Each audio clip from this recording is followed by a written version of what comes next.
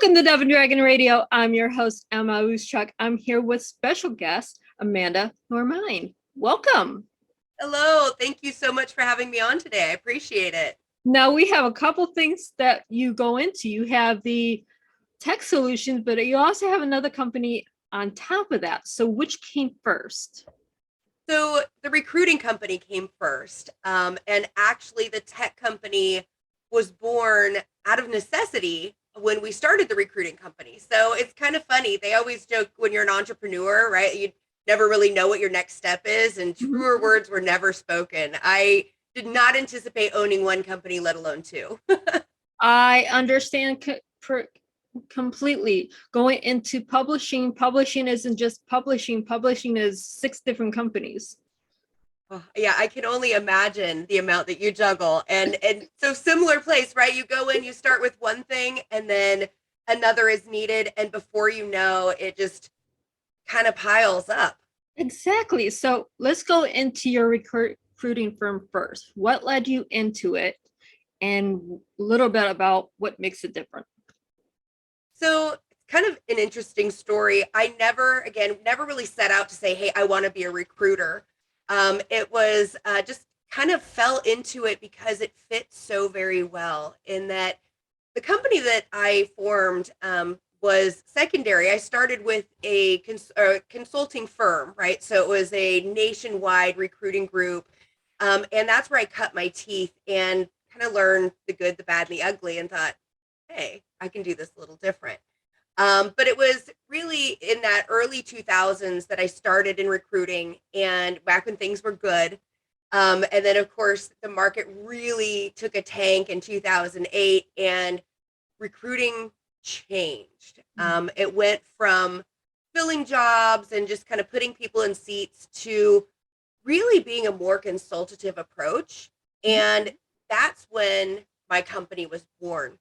I realized that coming from this, plug and play recruitment franchise, there was a lot that was left behind, and we were just checking boxes and not really helping people or, taking them where they needed to be.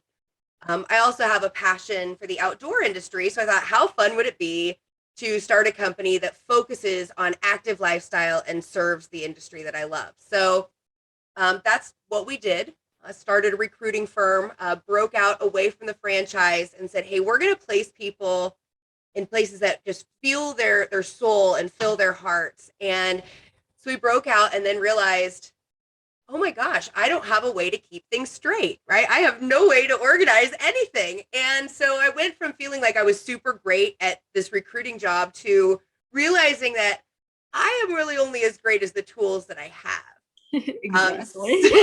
So I'm like, well, Salesforce will fix it, right? So I look at Salesforce and I realize that as a new business, I don't have $15,000 for a database, right? I have no idea what I'm going to do now, and I'm just kind of looking around saying, how do we fix this?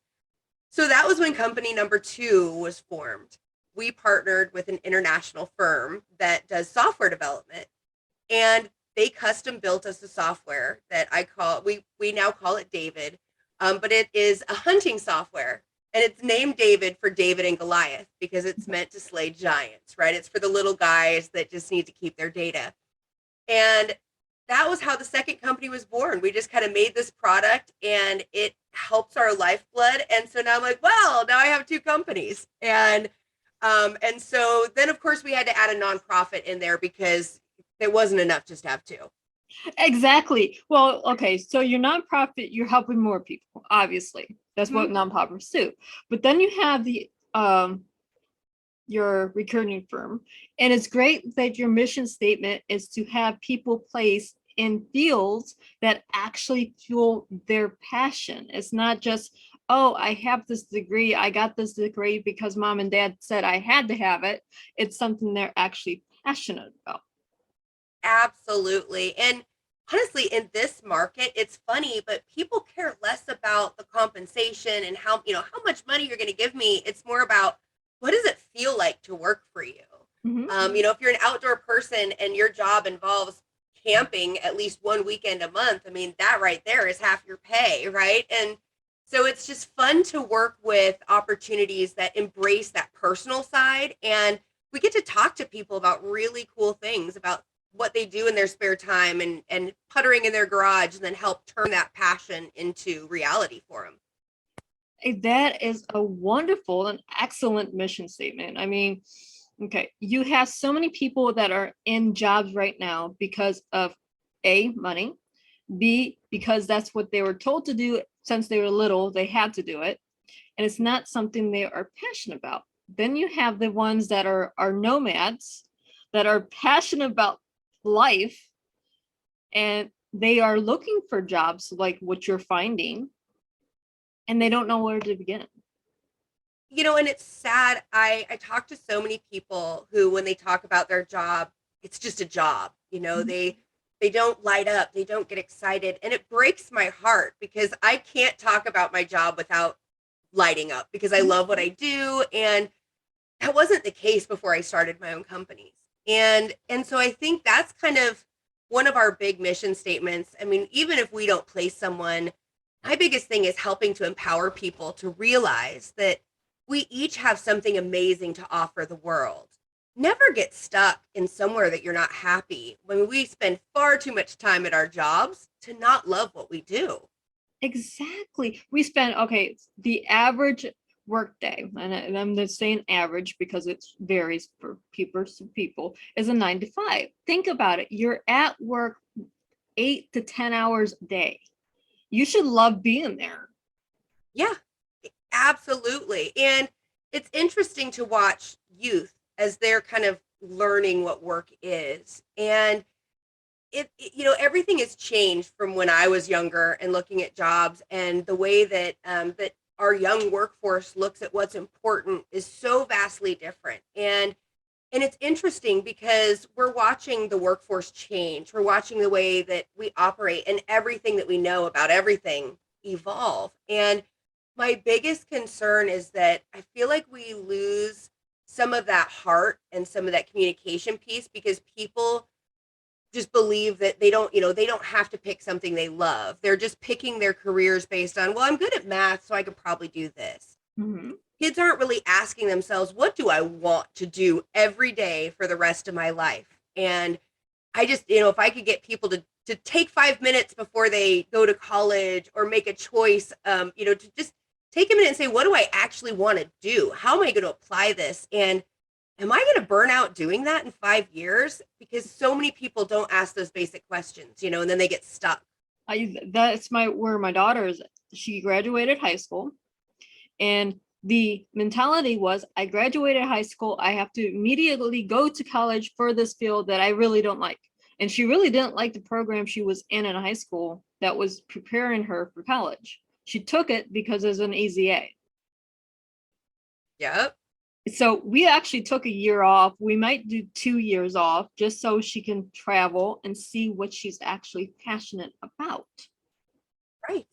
So much can be gained from that. And I feel like the pace that we keep in this world, right? It's like, all right, go to school, get out of school, get a job. You're just checking boxes, and kids aren't given a chance to just slow down and say, just because I'm good at something doesn't mean I like it. Just because I like something doesn't mean I'm good at it. Right. A career is the marriage of the two, right? It's the marriage of passions and abilities. And I just, I feel like with the way that we've evolved in so much technology, we now rely on computer programs to crank out and say, oh, hey, what you would be great at is an astronomer, right? And they're basing this on you sitting in front of a computer and putting in different data points. Mm-hmm. It's not based on anything else. And it's funny, my business partner and I, we spend a lot of time in local schools and meeting with high schoolers through our capstone programs, where we get a chance to talk to them and say, so what is your plan? And do you know how many people base their plan entirely on that computer program that told them what they should be their freshman year? Oh yeah. How many times, I'm a little bit old schooler, a little bit older than you, where we had this paper test our 7th grade year. You click the boxes, what you're good at, what you like, what you're passionate about. Actually went into passion. And my career path, I think, was a librarian. Yep. No, it is crazy. I was supposed to be a doctor, according to going through, because I was always really, really good in school. I know how to answer questions the way that people want them to be answered, right? I was just very adept at that. And I never needed to study. And so I could whiz a science exam, right? Mhm. I hate science. Hate it. Hate it. Hate it. You would not want me as your doctor. Trust me.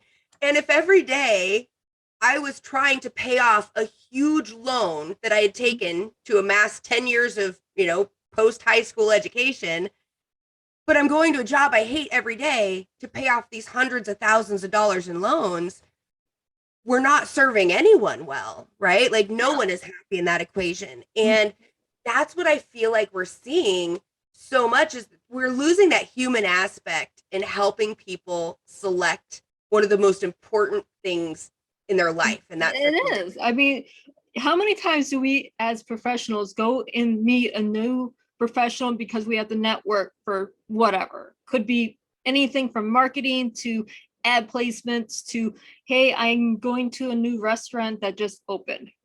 How many times do we get that one person that is so grumpy at their job and makes the entire experience a living nightmare? Yes. And I'm sure as we're talking about it, anybody that's listening can think of that one person that Mhm. they have recently interacted with. And the first thing I think is, man, you hate your job.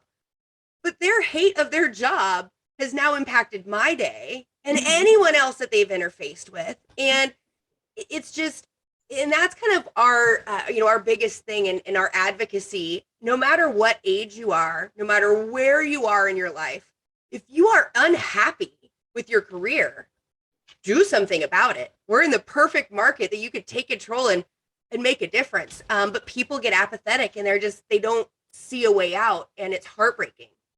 It is. Now, with your program, how can people find it to connect with the tech place and then with the placement of people? Sure. So Normine-Lombard is my recruiting firm, and you can find us at normine-lombard.com, or without the hyphen, we're on both sites. That firm specializes in consumer goods placement. So if you have experience with any type of product, we have I run the active outdoor segment. We have a food segment. We have general consumer, but we do placements across the consumer goods space. There are other groups like us that specialize in other segments, and I'm super active on LinkedIn. I always encourage people to reach out to me.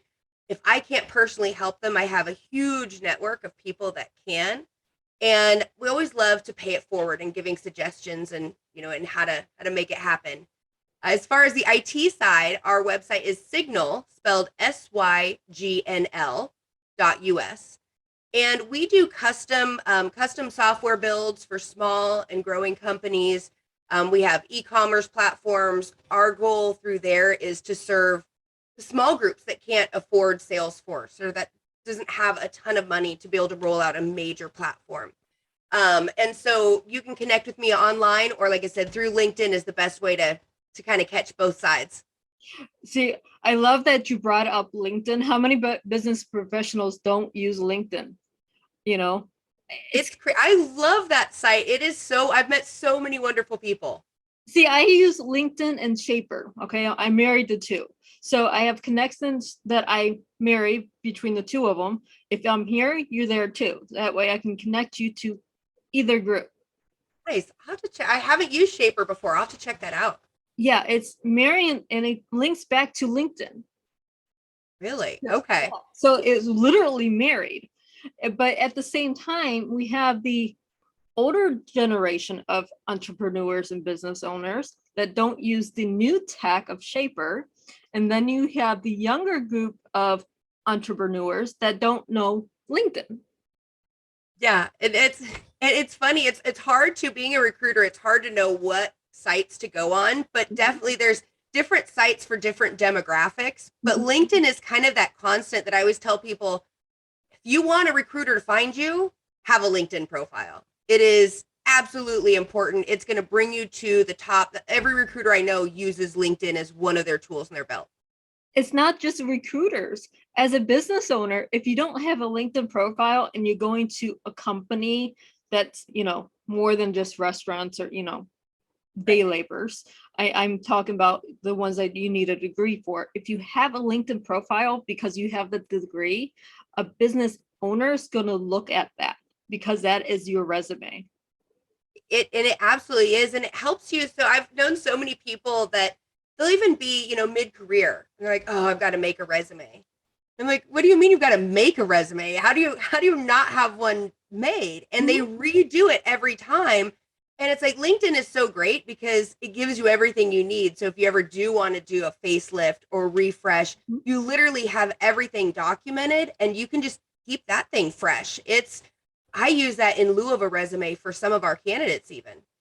It does work that way. I mean, I'm not in your space, but as a business owner, that's how I look at my candidates when I'm looking to recruit, if I don't have a recruiter coming to me. Oh, absolutely. And especially if you are looking for a salesperson and they're endorsed by people you want to sell to, you're like, oh, hey, it's automatic validity that exists. So yeah, if you don't have a LinkedIn page, you're missing the boat. You're missing a lot of things, You're not really. even on the dock. Yeah, you haven't got there yet. It's okay. We're gonna get you the coastline. Then you can figure out if you want to jump on the boat or not, or watch it leave. Absolutely, absolutely. But yeah, I think having that is so important because yeah, that's where you'll find me. An open networker, so I always accept connections and love to grow that network. See, now with your tech company, let's get back into the how that is into your space. How does this actually help you? What does that actually look like from a David Goliath's point of view?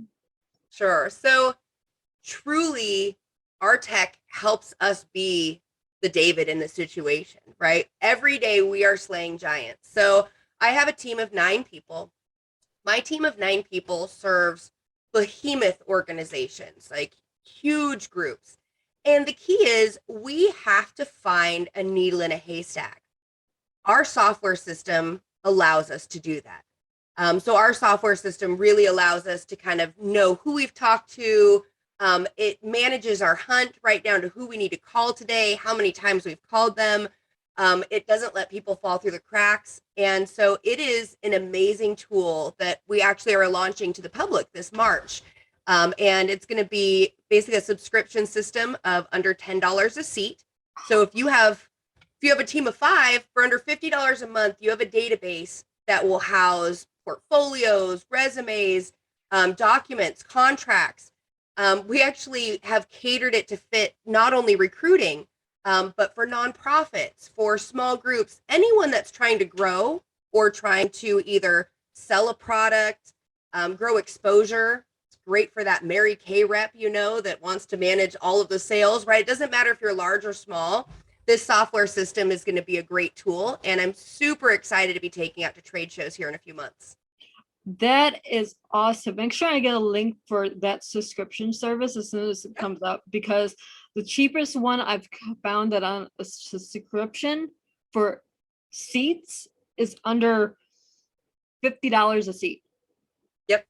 Oh, absolutely. For our system, the way that we use it, our monthly cost would be over $5,000 for our team every month just to be able to house our data. And the problem is then my data is even owned by these other companies. So it costs me a ton of money if I ever want to move it out of there. Our goal is that you control your data. You just pay to host it. We pay $20 a month for Amazon to be our host so that we can control the security of our data.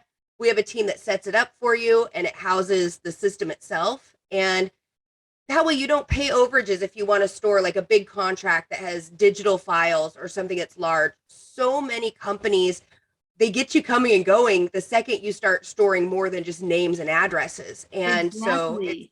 I yeah. mean, just in publishing, when a contract for an author, you have the contract, which is a 4-page piece of paper. Okay, we all know the 4-page piece of paper, but then you have the digital work of their work, their manuscript. that can be anywhere from 100 pages to 600 pages. So your file size just on that one author varies. And that was what we were up against when we're like, okay, it wasn't necessarily finding a data management tool. I mean, there's basic Google stuff that does that, but also then managing our files. We deal with designers where we have, highly compressed digital files that give, anything from graphic design through to SolidWorks files. And those things are big. And we were finding that we would add one file and we'd be paying $5 a month just to house that file that we may never even care about because it's just attached to a candidate in there. And that started adding up so quickly. And so we had to come up with a new solution. And that's where David was born. And honestly, if it weren't for that software, our company would not be anywhere as successful as we are today. Yeah, that piece of tech is so needed within the business world right now. I mean, I'm taking it back to publishing because I know the publishing space, but I also know the music space and the entertainment space. So my files, my contracts could be anywhere from music to a video file to, whatever. One file for me to have it stored is astronomical. It could be just something that say, can you take a look at this? And I may not care about it 2 seconds after I look at it, but I have to keep it for 10 years. Absolutely. And that's where the system comes in handy because then you're only scaling your server space. Basically, you're just renting a bigger digital room and it's next to nothing because the way that the world works, it's pretty much readily on demand, whether you want to house it here, internationally. And so it was, like I said, just by happenstance that we met the team that helped us take this to the world because they realized what a great tool it was as well. And they're like, hey, we'll support you. And so through that partnership, because I am not a developer, but luckily our partner is. And so they have kind of created this wonderful forum in which it can be used in many different ways. And like I said, I do a lot in the nonprofit world, and nonprofits cannot afford general software systems. $10 a month, a nonprofit can afford. Yeah, nonprofit. Okay, let's look at the nonprofits because I'll be opening that later this year. A nonprofit is not operating for profits. Like, all profits have to go back into the company that they're serving, right? Yep. And it's meant to serve community needs. Well, if I have a $10 product that makes sense versus the $1,500 product that I really can't afford because I can take that $10 and do the same thing and have this extra money now for my community, because that's what it's supposed to be served for, it makes better money sense. Well, and in all honesty, every board I've served on makes up of volunteers who are mostly retired individuals. Mm-hmm. Those people are not ready to learn an advanced level Salesforce system to be able to contribute to their nonprofit, right? We're going to be lucky if they just put in basic info. And that was also why we created the system. So it's super easy to use, easy in, easy out. That's kind of quote unquote dummy proof that was made for, like, my business partner hates tech. Mm-hmm. So I kind of say that, hey, this was built for him. So if he can master this, anyone can master it. And he even says that, so I don't feel too bad. That is wonderful, because if you think of Easter Seals is ran by your elderly demographic over 65. 90% of their force, their volunteers, are over 65. This is a known fact. They are not going to, I've been in some of their offices and they still have the compact from 1995. So they're not going to learn a complex system when they can barely know the keyboard. Absolutely. Truer words were never spoken. And it's funny, I've been on the board of a lot of, tech founding boards, right? Where we put together amazing tech. Like I worked with our manufacturing institute out here to demonstrate manufacturing 4.0. So where you'll put on AR, VR glasses, and that's how you operate machinery.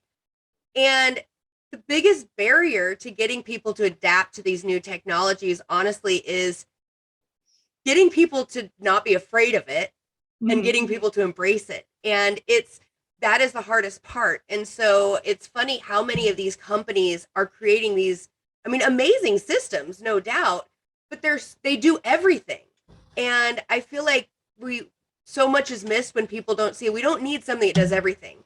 I need something that does just what I need, nothing more, nothing less, and that's easy. And that I can choose to change at any time. And those are kind of the principles that we built that secondary company around is flexibility, right? I don't want to hold your business hostage. I want you to be in control of it. I just want to give you the best tool that I can give you. And if you wield this hammer right, you're going to be successful. Right. As a business owner, I don't need the program, the tech that says, okay, here's all the contracts, here's the files, here's all what they get paid, but also here's what they like to eat for lunch. Yes. Yeah. I don't need all that. And that's what's so funny. Like when I would look at adding these systems and I'm like, whoa, you get in this interface and you're like, what's that button for? And they're like, you don't need it. Well, what's that for? You don't need it. I'm like, then why am I buying all these buttons I don't need? Exactly. You don't know how many meetings my CLO and I have had with tech companies for different HR programs that, oh, we have this great program. It marries instant messaging. It gives you what their dog likes to have. If they are a pet owner, if they like to swim, okay, where's the contracts? Where's how much am I paying them? Where's their files at for the books? Oh, well, that's a different thing that we have to add on. Yeah, the thing that you need is actually an add-on. But look, we've got and that's kind of what the market seems to offer right now. And I really enjoy it. So I love going into the way that we recruit. Like we have a process, it's in and it's out, but anybody can operate that process however it seems fit for you, right? It's like it will always trigger you to call this person back in X amount of days, and it's going to tell you why you're calling them. But how you get to that screen, there's like 5 different ways, and it's built so that it's whatever's comfortable for you. And I feel like a lot of software systems miss that part about being comfortable for the user. Yeah, we miss the user friendly. I am not a tech savvy person. I may be, under 60, but I'm not tech savvy. I don't need 50,000 buttons because all I'm gonna do is go, oh, okay. I try it for a month and then I'm done with it. Yep, exactly. Or it's funny, like we just got a new TV and my boyfriend curses it. He says, whoever designed the remote put the one exit button, like right where your finger just goes to like turn the volume down. He turns the TV off every time. And he's like, who designed this? And I ask that so many times when I, will use a tech product or come out and be like, did nobody think that like why does this happen? And we've spent 3 years thinking about why behind everything and right and like different ways that things could work and just trying to be agile. And I think agility is what we lack in the world these days. So we try to be that for our clients and those that use our system. This has been a very fun interview because everything that you're doing is things that we need to be doing anyways. Business owners, entrepreneurs, people looking to get a job, Yes. And well, and those looking to hire, I work with so many companies that they are at threat of losing right now because they can't scale or fast enough. They can't hire. And I ask them what they're offering. And they're like, well, I'm offering this compensation and this bonus and this. I'm like, but no, what are you offering? And so much people want to know what happens if my kid gets sick? Can I be home? Right? What happens if I have to call in? What if happens if these things, if XYZ? People care about being able to be people. And I wish employers would realize that we need to really assess our demands. We need to really look at why we're asking people to do certain things and ask, is it suiting our businesses in the long run? And sometimes you can get away with paying a lot less if you just pay a little more attention to what the person wants as a human being. Yeah, it's 50-50 right now. It's not the pay scale, it's the people scale. Yeah, it's we're finding some companies are like, hey, COVID is over, everybody back in the office Monday through Friday. And I know for me personally, my kids, I got a call 2 weeks ago that said, hey, we've decided to close the school tomorrow. And I'm like, what? So all of a sudden the school is closed. Mhm. If I had to be in an office, I couldn't because I now have 4 kids that are at home. And I, luckily I'm in a situation that I just had to call myself.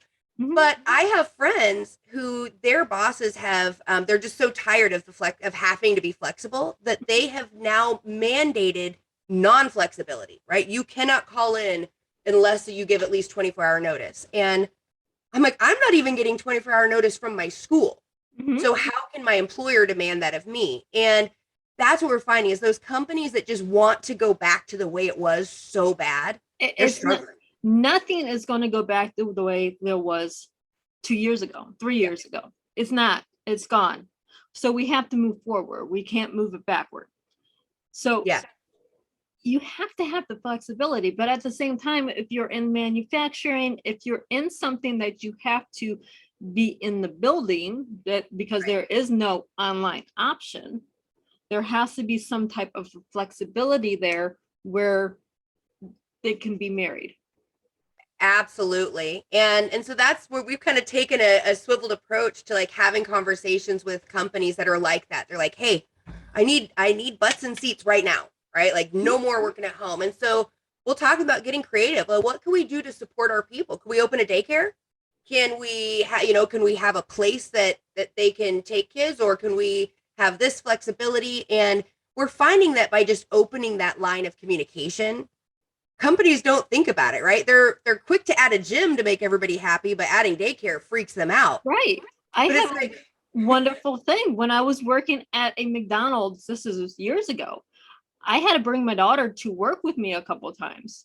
This me bringing my daughter to work to sit at the McDonald's spurred family night.